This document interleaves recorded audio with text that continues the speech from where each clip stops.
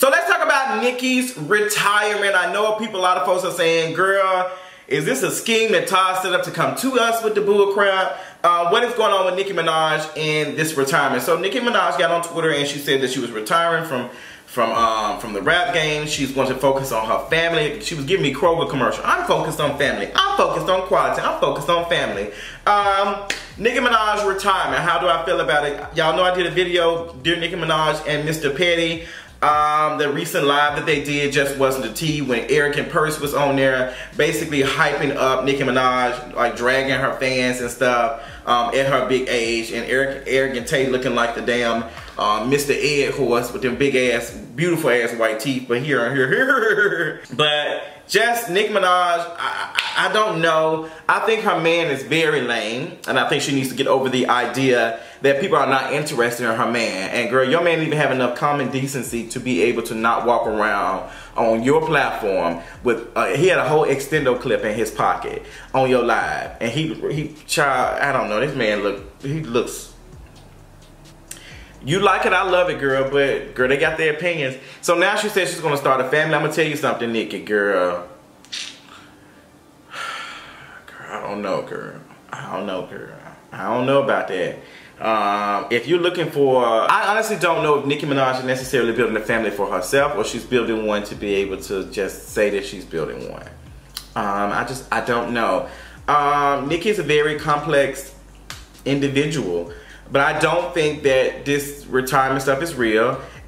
She's not the first person to be, she's not the first rapper to say they're retired and come out with some music. Jay-Z has done it several times. I think Jay-Z first said he would retire doing the Blueprint or something. He came out and dropped how many albums since then, still on stage with Beyonce, out of breath. Girl, that's what it is. But who else? There's a lot of other rappers who said they retired. I don't think Nicki Minaj is going to retire. She still owes her label one more album. She said she's working on an album, so I'm not understanding how that is. I don't understand the correlation with saying that you're retiring, but you're still working on music. I ain't getting it. I think it's a scheme. I don't think that she's retiring from anything. I think if anything, she's using it to get some attention, to be like, girl, I'm tired. Like, I'm gonna put y'all out here like getting rid of me and all that other stuff. Like, y'all don't wanna buy my music, y'all don't wanna support me, y'all always drag me, so I'm just gonna start my family, move on. And I think she's doing that in the hopes to see how her fans and stuff are going to react and to be able to say, oh, you know, girl, no man, I need your music. I think she almost was supposed to beg her to stay. And no doubt, I think that Nicki Minaj respects and loves her fans, her supporters, and people who listen to her music. But I think she relies too much on them to make her happy. I think she needs to find her own happiness. I think that it's okay to say, my fans are this and that. I'm doing the same way with my supporters and stuff. But I feel like Nicki Minaj is slick, kind of addicted to it a little bit, to the point that she doesn't see other opinions about her. She likes her diehard fans. And sometimes your diehard fans are not going to be honest with you and say some things that you need to hear. And I think that's been your issue. You've been surrounding yourself with so many yes folks, and that they're not saying, hey, Nick, I don't know about this. Like, you might want to think about that. And I think that's just what the tea is, girl. I can do a whole, what's the name, on Nicki Minaj. As much as folks want to call me haters and stuff, and somebody was on Twitter saying that I'm only able to get 20,000 views. Girl, that is so funny. So let's talk about Wendy Williams just a little bit. Wendy Williams was on The View, and she was talking about her, you know, her situation with her divorce and everything that's going on with Big Kev. And I just felt for Wendy, because you can tell she's still uncomfortable. She's still wrestling with that, and that's perfectly fine, because sis is still human at the end of the day. But the questions and stuff that were being asked to her, she was saying that, you know, she has to laugh at her pain and make lemonade out of lemons, because, you know, it hurts, but she got to just, you know, move on, whatever. And I'm not necessarily sure if, you know, making, you know, lemonade out of lemons is always a good thing. I think that sometimes you need to grieve, you need to feel, like you need to hurt and be like, girl, that shit hurt me to my core. And there's nothing wrong with that, because we are emotional creatures. As much as we want to turn off this stuff and not feel anything, it is nothing wrong with being sad. There's nothing wrong with being depressed for a little while. There's nothing wrong with being like, you know what, I am just tired. I think those are realistic moments to be able to just like say, I am tired. There are some moments that I'm just like, I am tired. And I've shared that with you all so many times. So there's sometimes I'm just like, I don't feel like getting out of the bed. I don't feel like continuously doing stuff and trying to make ends meet. And I think that gets into the broader conversation about, you know, capitalism and how the system is set up to not benefit folks like us. Like, girl, we are tired. We are tired of, you know, working jobs, working 9 to 5s and picking up other jobs and Ubering and doing DoorDash and this and that, and we're still unable to pay our bills. Like, we're still struggling to pay bills. Child, a lot of us just got to be paying rent. And how the system is set up, like, girl, I'm complaining and shit now, get into it. But how the system is set up, like, girl, it's not, everybody's profiting, big corporation stuff are profiting off of us. There makes no sense for me not to have the money to pay rent, but then you added on an additional $250 or 10% of my rate. Like, that is crazy. The same thing with banks. Oh, you didn't have enough money in your account, so we're gonna charge you another $30? The same thing with getting a ticket. Oh, you have a broken tail light, I'm gonna charge you $150. Girl, I probably don't have enough money to even get the tail light fixed. Now I got to pay this, go to court and do that. Girl, it's a lie. It's a lie, and people like are able and should be able to say, I am tired and I just don't feel it. And granted, this situation that Wendy is going through is not necessarily in that, but I think that her husband put her through a lot. She's dealing with pain, and I don't expect Wendy to get on no TV to be able to say, hey girl, feel it, like it. Girl, I'm about to sing the damn Chasing Atlanta damn intro. But how you doing? I don't expect Wendy to come on there, but I will say, as a person who does content similar to Wendy Williams, it is sometimes hard to put on this face and talk about all these things that are going on, and to, you know, expand on this and talk about this and make fun of all that when you're going through your own stuff. I mean, as much as we want to say that, oh, Wendy is super negative and da-da-da, sis be having millions of people watch her every day, Monday through Friday, and sometimes on YouTube and clips and stuff. So I'm kind of like, yeah, we're saying it's negative and this, but people are still watching, so there is still a market for that to make money off of, and Wendy Williams hasn't necessarily taken a break. And I think that making lemonade out of lemons comes to bite her, because it's just like, I don't have time to be feeling that depression or that I need to be out here getting my money, I need to be still out here doing this and that. But at the same time, girl, you went through something, you are going through something, and you should be able to say, girl, let me take a break, because even though I am Wendy Williams and I'm always this super hard, like nothing gets to me, I'm still human at the end of the day, and I should be able to take a break. And that's what I think she needs, and I think somebody needs to tell her that, and I think she's done it a little bit. It was funny that she was shading Tamar and Nene for not coming to the Miami trip with her, but you know, the Hurricane Dorian situation was happening, so they canceled their flights or whatever. But Wendy Williams, I want to hold space for her, because I understand what she's going through. And it's hard, but Wendy, girl, you got to be able to say, you know what, let me take a break for myself. So let's dive in deep into this Malik Yoba situation. I honestly was not going to dive into it way too much, but I feel like I need to, considering some of the stuff I've seen on social media. First things first, this phrase, trans attractive.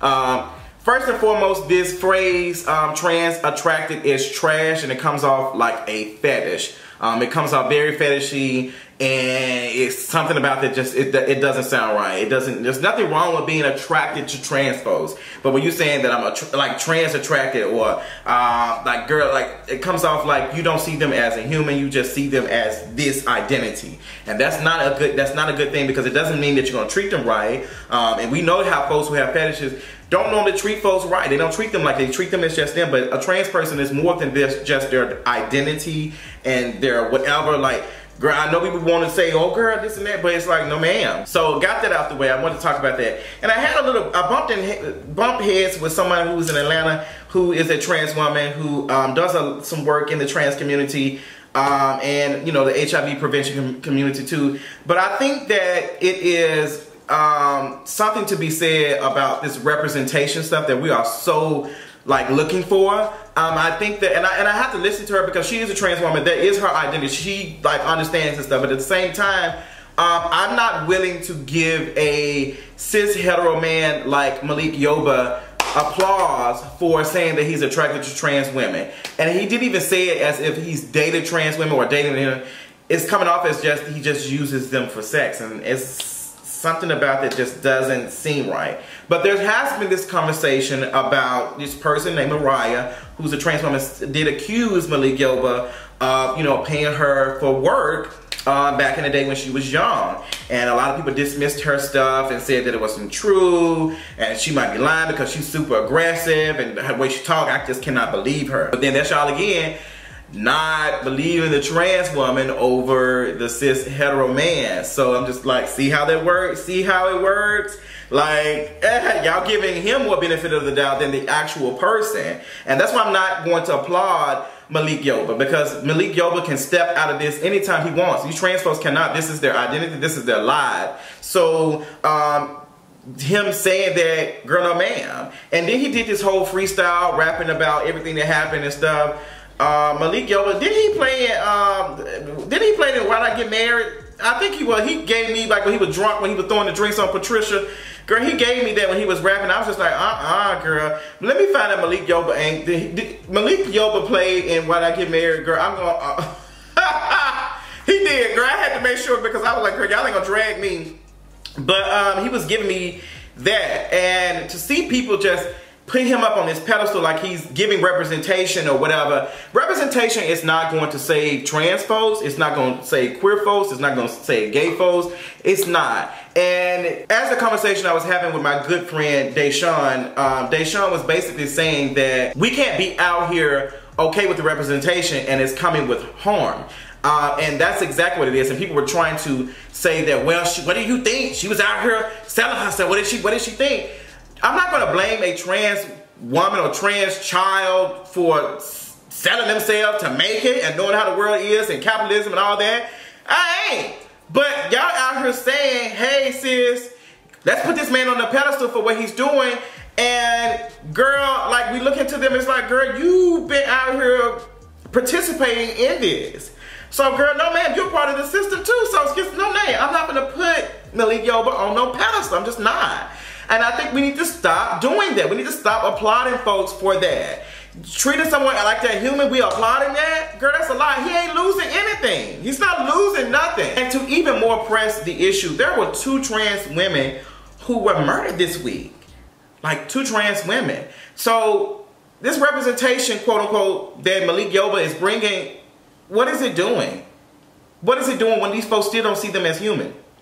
So I think we're going to talk about this more in the middle discussion and stuff, and possibly on For the Culture podcast. But we got some friends and stuff that's like doing some things, so we had to kind of like take a break a little bit. But I will be, you know, pressing this for a conversation because I think a lot of folks don't get it, and I was really kind of disappointed in my you know, associate or whatever you want to call her for that comment. Like she was just really waiting to give folks hands up for that. And my thing is, since I know that we get excited when the camera's on us, but we got to be out here, stop being performative. We got to be actually out here working towards the liberation of folks instead of just seeing them on the screen or on TV and some shit. Because that shit is not going to save us, sis. It's just not. So before I end, I wanted to talk about Miss Nikita. Miss Nikita is a makeup artist, and no, I'm not going to say moi. Y'all know I messed that up. But she's an MUA. I don't think she's necessarily, you know what, now that I think about it, she's not a makeup artist. She's like a beauty person or whatever. And it's so interesting how we allow folks with certain skin tones to be beauty gurus and all that. But that's another topic. That's another conversation. But Nikita got a lot of flack for posting a picture and video of her in a braided wig. And the girls were going in on her and saying all types of stuff and saying that she was cultural appropriating. So she started responding. She said that, oh, y'all don't know me, girl. I got, you know, this percentage of Native American in me, and I'm just wearing this to bring awareness because so often people take from black culture and they rename it and reshape it as something else. So I just want to show appreciation. I don't believe in showing appreciation, period. I'm just not one of those folks. And Nikita, like, you gave me false awareness type of tease. She posted on Instagram after she got flagged saying that, you know, saying basically what I just said, that, oh, I'm just, you know, doing this and I would never do anything like this. So don't do it. Don't do it. Why are you so interested in doing it? If you really are trying to bring awareness, you don't have to necessarily wear a braided wig, a box braided wig. And it's not, you're talking about it's a, you know, protective thing for hair, and it's not even protecting your own follicles, girl, and it's gonna need to before we drag you. But I'm just not interested in Nikita, honestly. When she first started getting attention, I started seeing her after the Victoria's Secret thing. Something about her spirit just didn't rub me right, and there's a lot of folks who be getting attention and stuff that I just don't ever speak on until something like this happens, and it's just like, I don't want to come out and be that person that's like, oh, you hate me, but Nikita gave me that. When she showed up to the VMAs with those men on callers and stuff, I was just like, girl, this girl, sis don't really get it. And so often people like Nikita that look like Nikita are so desensitized and don't see the real issue, don't see anything. They're just like, well, girl, I'm gonna do this for attention. You just had this YouTube couple, I'm not even saying their names, who did a prank. Like, the girl ain't even black. I don't even think she's black. She might be biracial or something. She's not even black. She literally put on black makeup and did a prank with a ghetto hairstyle or something. Honestly, the wig that she had on to do the little prank, it looked like a wig that Blame It On K would post, or whatever his name is. Her and her boyfriend did this prank in an Uber or something. I just even watched the video. I was just like, girl, I don't even have time. I don't even have enough energy to give it. It's just interesting how folks treat certain people, how certain people are allowed to do certain things, and then you literally to put up this ghetto stereotype, you put on black. I really cannot. But Nikita, like, put the wig down, girl. It's not that serious. It's not that serious for you to try to bring awareness. We don't need you to bring awareness. You can't be making us aware while at the same time culture appropriating. And for those who don't understand like the situations that come with that and what cultural appropriation means, honestly, in my own definition, it just honestly means that, like, black women who do wear braids, who've been wearing braids and doing all these like hairstyles and stuff for the longest, have always been condemned, ridiculed, and all that for having. I remember being in the military and how hard the military would be on black women when it came to doing their hair. Like, this is not a natural hair color, this is not that. Like, you need to stop wearing trendy hairstyles and stuff. And the list goes on. Like, we still got folks out here passing laws to protect folks with hair texture like this. Like, it's not a trend. Like, even if it is trendy, we can do it. It's our hair. Like, what's the issue? But that goes into white supremacy and assimilation and, girl, a lot of other stuff that I'm just not gonna get into today. And maybe we'll talk about it a little bit more for the Culture Podcast. With that being said, Nikita, just put the wig down. It's not that serious, sis. It's just not. Put the wig down, and you know, you can bring awareness without like appropriating. Like, I just can't. It's difficult for me to watch someone take from black women, take black aesthetics, and do this almost blackface type of shit. And it's just, like, y'all literally out here like taking all these pieces from black women, and at the same time not even trying to protect black women, not even trying to uplift them or nothing. You just want to do it for the benefit of yourself, and that's just what the tea is. I don't have anything for Nikita, and I want people to understand their place in this conversation too. If you're not a black person, you don't need to be in this conversation, period. You don't need to be giving any critiques or anything. I listen to black folks talk about it, and it's just not a hairstyle. It's not a hairstyle where black folks are getting kicked out of schools and suspended and stuff and told they can't come to work with a hairstyle like that, and white folks are able to do it, or people like Nikita are able to do it and get this enormous amount of attention from it. No, ma'am, not in 2019. But tell me what you thought about all the topics I talked about in this video, honey. Also, tell me what you thought about the Nikita situation, because that's the one I'm more interested in, and the Nicki retirement. So many things to talk about, so many things I'm working on. I got a lot of other content coming for you also. Enjoy the rest of y'all day, and I'll talk to y'all soon. Bye.